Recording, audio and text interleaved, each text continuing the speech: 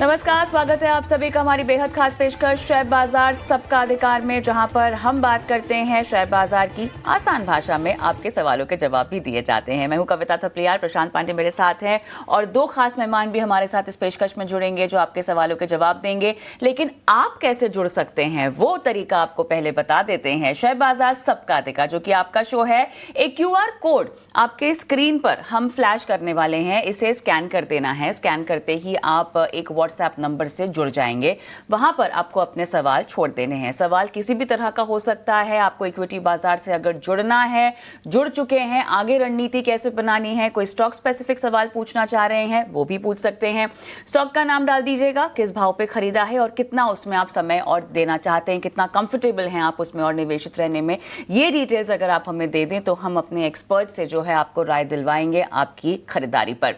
और आज हमारे साथ खास मेहमान जुड़ गए हैं, इंडिपेंडेंट सेबी रिसर्च एनालिस्ट शरद लिलानी और रेलिगेयर ब्रोकिंग के अजीत मिश्रा। आप दोनों का स्वागत है हमारी इस खास पेशकश में। एक बाजार का चेक लेते हैं झटपट, उसके बाद आपसे जुड़ेंगे और बाजार की चाल पे बातचीत करेंगे। तो क्लियरली फिलहाल अगर हम देखें तो 24,900 के आसपास ही निफ्टी हमें घूमता हुआ दिखाई दे रहा है। और 2 दिनों की थकावट के बाद हमने देखा है कि आज यहाँ पर एक तेजी का आलम, लगभग 400 अंक ऊपर है बैंक निफ्टी। 52,276 के लेवल्स हैं। 230 पॉइंट्स ऊपर है यहाँ पर फिलहाल निफ्टी। अगर हम देखें सेंसेक्स 730 730 अंक ऊपर है।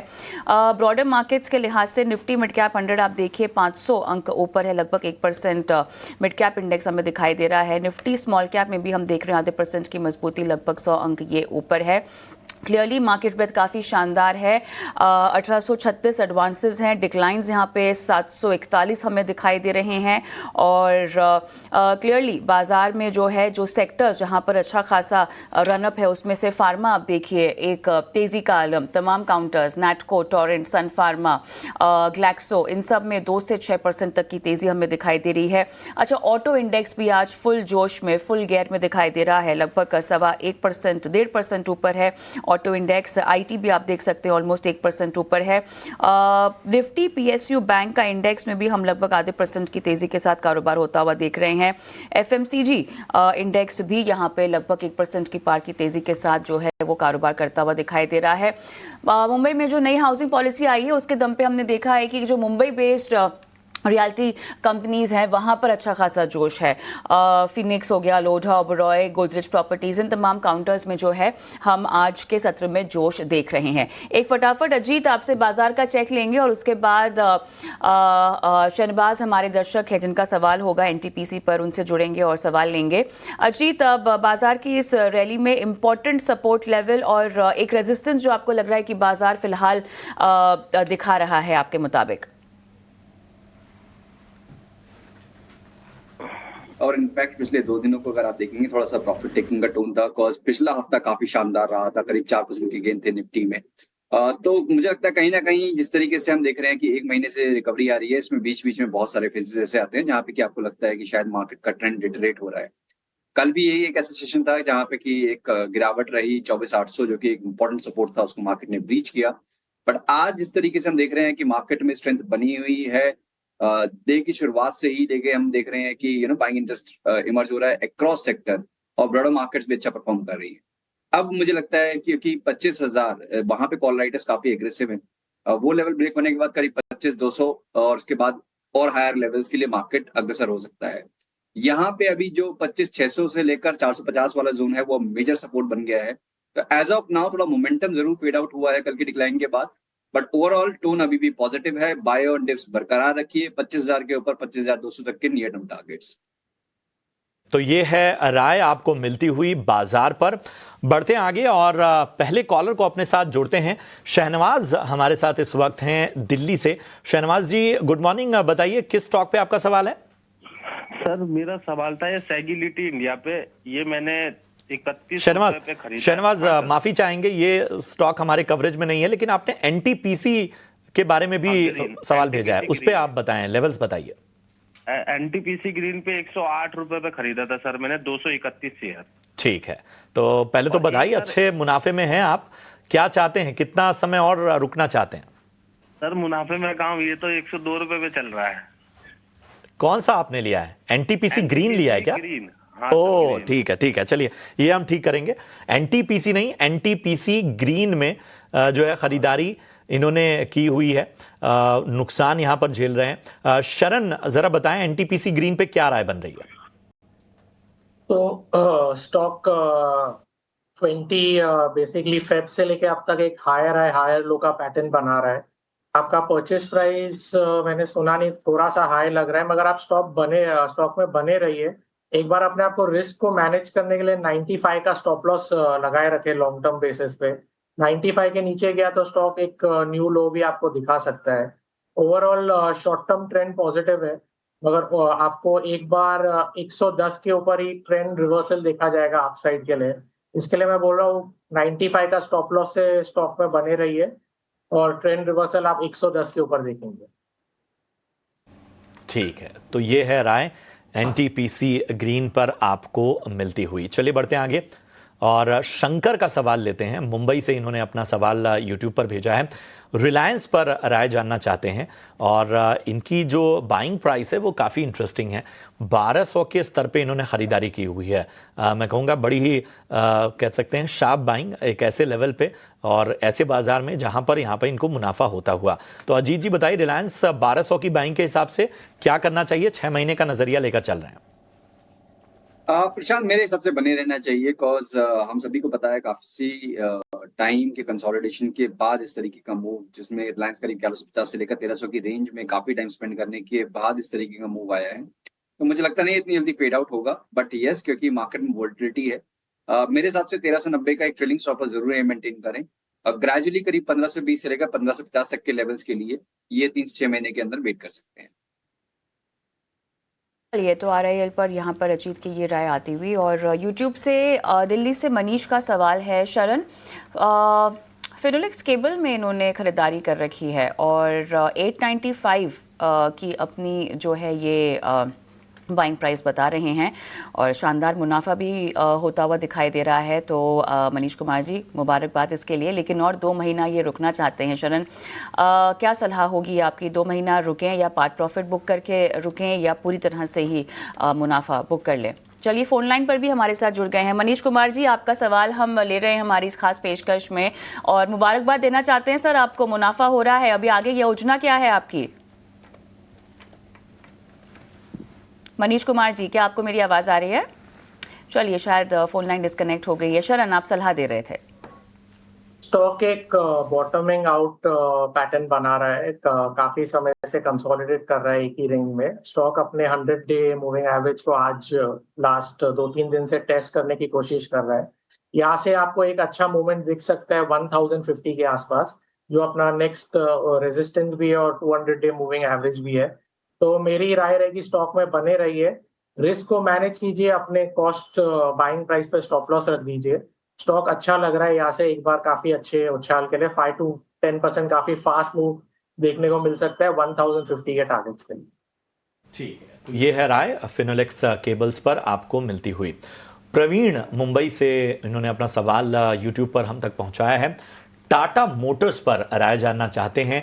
लॉन्ग टर्म का इनका नजरिया है और इनकी बाइंग प्राइस काफी इंटरेस्टिंग है, 391। आप सोचिए कितने वक्त से इन्होंने स्टॉक में अपनी पोजीशन बनाई हुई है और उसका रिवॉर्ड जो है क्वालिटी स्टॉक में इनको मिलता हुआ। बीच का जो एक वॉलेटाइल दौर था वो भी कहीं ना कहीं उसको भी इन्होंने चेज किया और उसके बाद अब भी इस स्टॉक में बने रहना चाहते हैं। लॉन्ग टर्म का नजरिया अजीत जी बताइए, टाटा मोटर्स 391 की बाइंग के हिसाब से अभी भी पेशेंस है, लॉन्ग टर्म का नजरिया चाहते हैं?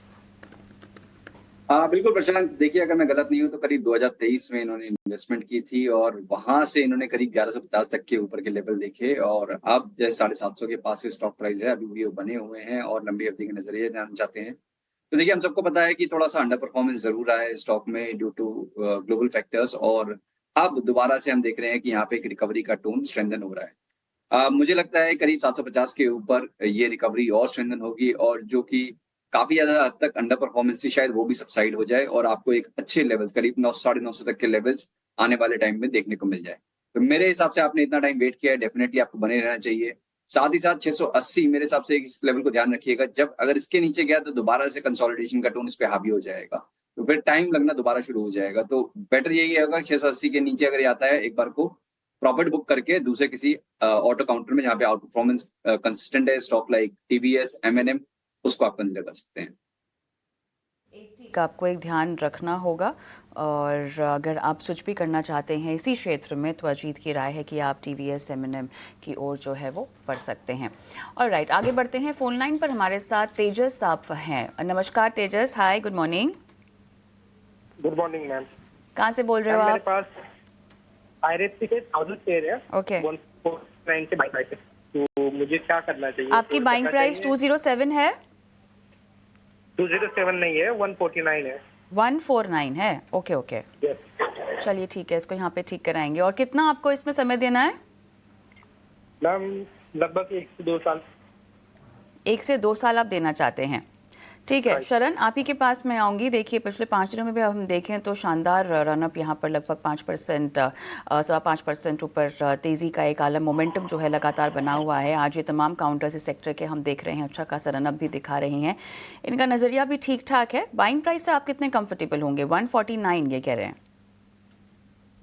तो आप पूरे एक रेल और रेल रिलेटेड स्टॉक, या मैं पूरा रेल सेक्टर ही बोलूंगा, एक रिवर्सल दिखाई दे रहा है सारे स्टॉक में। तो स्टॉक और सेक्टर तो काफी अच्छा लग रहा है। स्टॉक अपने 200 डे मूविंग एवरेज को टेस्ट कर रहा है। 140 से 145 के ऊपर एक काफी अच्छा अप मूव दिखाई देगा और एक ट्रेंड रिवर्सल भी, ट्रेंड पॉजिटिव साइड चला जाएगा। तो आपके टारगेट्स अगर 140 142 के ऊपर जाए तो आपके टारगेट आपके लेवल के बाइंग प्राइस के आसपास आ जाएंगे। 150 से नेक्स्ट टारगेट मैं कहूंगा 170 के लेवल्स है। तो सेक्टर तो काफी अच्छा लग रहा है, बने रही है। और फिर भी एक बार अपने रिस्क को मैनेज करने के लिए मैं 125 के स्टॉप लॉस अपने सिस्टम में डाल दीजिए। 125 को अगर ब्रेक करेगा डाउन साइड में तो स्टॉक एक न्यू लो भी दिखा सकता है। और जहाँ तक दिख रहा है आएगा नहीं, मगर मार्केट में कुछ भी पॉसिबिलिटी है। इसके लिए रिस्क को भी मैनेज कीजिए। 125 का स्टॉप लॉस रखिए। 142 के ऊपर एक अच्छी अपसाइड दिख रही है। ठीक है, तो ये है राय इस वक्त आपको मिलती हुई आईआरएफसी पे। चलिए बढ़ते हैं आगे और अब बात करते हैं आईपीओ बाजार की। बेलराइज इंडस्ट्रीज का आईपीओ आज से खुल गया है और ये 23 मई को बंद होगा। लेकिन क्या आपको बेलराइज इंडस्ट्रीज के आईपीओ में पैसा लगाना चाहिए? बेलराइज इंडस्ट्रीज के आईपीओ में क्या हो आपकी रणनीति? इन सभी पर हम आज खास चर्चा करेंगे, लेकिन जरा एक मोटी जानकारी इस आईपीओ को लेकर दे देते हैं। आईपीओ 23 मई तक जैसा आपने बताया खुला रहेगा। आईपीओ का जो साइज है वो है 2150 करोड़ का। इशू प्राइस 85 से 90 रुपए के बीच है और लॉट साइज 166 शेयरों का है। ऑटोमोटिव कंपोनेंट वाली कंपनी है ये, इस सेगमेंट में कारोबार करती है। और इस पर ज़्यादा चर्चा के लिए हमारे साथ स्टूडियो में मौजूद हैं हमारे हेड ऑफ रिसर्च अभिषेक गावशिंदे और हमारे साथ शरण भी इस पर राय देंगे। तो अभिषेक जी, सबसे पहले आईपीओ बाजार में अगर हम देखें तो इस कंपनी का सबसे पहले दिलचस्पी तो लोगों की यही होगी कि इसका बिजनेस मॉडल क्या है। जैसे मैंने कहा कि ऑटोमोटिव कंपोनेंट में डील करती है, लेकिन विस्तार से बताइए कि आखिर पूरा बिजनेस मॉडल क्या है। अगर इसको देखें तो ये बेसिकली एक ऑटो एंसिलरी कंपनी है और 2 व्हीलर्स 3 व्हीलर्स सीवी सबको सप्लाई करती है। तो it's a well diversified company. Export market में भी छोटा मोटा इसका शेयर है। इसके अलावा अच्छा खासा इसको ट्रेडिंग रेवेन्यू भी आता है। अगर मैं नंबर्स में बात करूँ तो लगभग 65% रेवेन्यू जो है इसका 2 व्हीलर सेगमेंट से ही आता है। शीट मेटल कंपोनेंट जो होते हैं जिसमें इसका बहुत बड़ा कारोबार है, करीब 24% हिस्सा जो 2 व्हीलर के जो शीट मेटल कंपोनेंट्स होते हैं वहाँ पर इसका है। शीट मेटल कंपोनेंट से 70% से ज़्यादा इसको रेवेन्यू आता है। इसके अलावा ट्रेडिंग बिजनेस से 20% का रेवेन्यू आता है और तक करीब 28-29 इसके बड़े जो OEMs हैं वो इसके क्लाइंट्स हैं। और आगे के तौर पे बात करें तो ये कम्प्लीटली एक ईवी एग्नोस्टिक सेगमेंट है। देखिए अगर इस कंपनी को देखें तो ये इंजन को लेकर कोई बहुत बड़ा सप्लाई नहीं करती। तो इंजन को अगर आप सप्लाई नहीं कर रहे हैं तो ईवी का फियर जो है इस तरह के कारोबार में नहीं होता है। फियर तो नहीं है ईवी का, जो आपने हमें समझाया, लेकिन रिस्क तो थोड़े बहुत होंगे इस पूरे सेक्टर और इस तरह की कंपनी के स्ट्रक्चर को लेकर।